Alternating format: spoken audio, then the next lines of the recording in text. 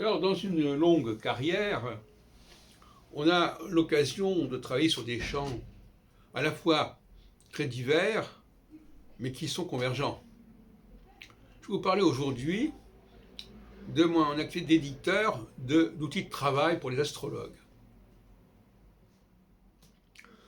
Alors, c'est un peu paradoxal parce qu'effectivement, moi-même, je ne m'intéressais pas spécialement à certains aspects de ces questions, mais la dimension outil de travail, la notion éditeur m'avait intéressé. Alors, je vais commencer par, historiquement, le traité de l'or dans le monde, évidemment, que j'ai d'abord publié sous une forme artisanale en 79, puis avec Trait Daniel sous cette forme-là, traité de l'or dans le monde de Gabriel. Il n'y avait toujours pas de quatrième couverture, je ne sais pas pourquoi, c'était encore pas tout à fait entré dans les mœurs. Et puis, on a été rejoint en 87 par François Schneider-Gauquelin, qui voulait également publier sur ce sujet. Alors, je ne me souviens plus pourquoi d'ailleurs. Donc on s'est trouvé aux éditions Trait Daniel en association avec la Grande Conjonction, avec 2 volumes qui parlaient à peu près de la même chose. Et j'avais trouvé comme titre « Problème de l'heure résolu en astrologie ». Il connaîtra une autre édition un peu plus tard, Problème de l'heure résolu en astrologie pour le monde entier, ou Problème de l'heure résolu pour le monde entier. Il n'y avait même plus marqué astrologie d'ailleurs, curieusement. C'est assez étonnant.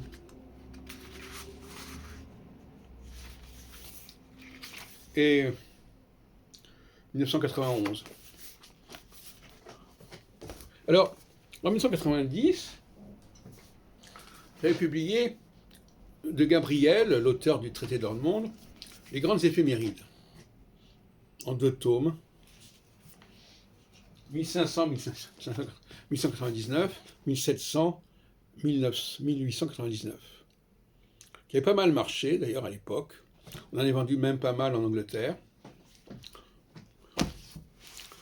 C'était une présentation, année par année, des planètes, voilà. Et c'est un outil que j'avais découvert, enfin, j'avais trouvé qu'il y avait un créneau intéressant dans ce domaine-là.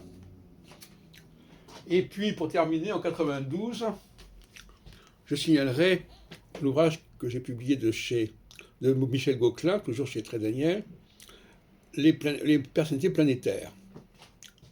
Vous verrez que ça n'a aucun rapport, mais la présentation, la 4e de couverture, est assez éloquente. Cet ouvrage expose une typologie planétaire beaucoup plus pertinente que la typologie zodiacale. Comment connaître son type planétaire? Michel Gauquelin propose une série de questionnaires qui viennent compléter le calcul du thème. L'ouvrage comporte des tas permettant d'obtenir une... Donc la dominante planétaire remplace avantageusement l'ascendant. C'est un ouvrage qui avait déjà été publié en Angleterre, en anglais. Et donc finalement, ça correspondait assez bien à mon idée. J'avais d'ailleurs exposé déjà en 1976 dans la police sensorielle, à savoir que de toute façon, il y a des tests préalables à l'usage de l'astrologie, et je n'ai pas démordu là-dessus. Il y a des tests, des questions à poser pour savoir qui est qui. Et aujourd'hui, c'est ce que je pense aussi, avec l'astro-horoscopie, il y a un questionnaire préalable pour savoir si la personne relève ou pas de l'astro-horoscopie, si elle est ou pas, elle n'a pas un profil ou non de leader. Voyez-vous, donc finalement, c'était l'idée selon laquelle il fallait donner aux astrologues non seulement des outils pour calculer le thème astral, mais aussi des outils pour déterminer le profil de la personne qu'on a en face de soi, ou qu'on a pour soi-même. Et cette clé n'est pas dans le système lui-même, voyez-vous. Et ça, c'est un point très important dans mon discours. je le dis souvent par rapport à l'écrit, quand on lit un livre, on ne vous donne pas la clé pour lire le livre. On ne vous donne pas les données, les codes, etc.